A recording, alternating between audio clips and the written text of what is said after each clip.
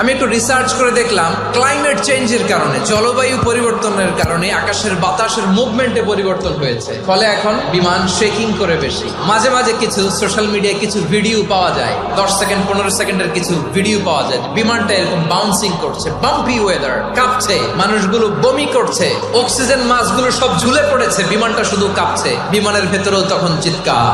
গত বছর আমার ইন্টারন্যাশনাল অনেকগুলো ফ্লাইট ছিল, তো আমি দেখলাম যে আগের ফ্লাইটগুলোর তুলনায় এখন এয়ার টার্বুলেন্স খুব বেশি। গত বছর হিথ্রো এয়ারপোর্ট থেকে সিঙ্গাপুর এয়ারলাইন্সের একটা ফ্লাইটে এমন বেশি এয়ার টার্বুলেন্সের শিকার হয়েছিল ওই এয়ারক্রাফটটা, 33 জন যাত্রী সেখানে আহত হয়েছে, একজন যাত্রী নিহত হয়েছে। কেবিন ক্রুজ, এয়ার হোস্টেস যারা আছে, একজনের নাক ফেটে, চোখ ফেটে, কপাল ফেটে, ব্লিডিং হয়ে শয়লা।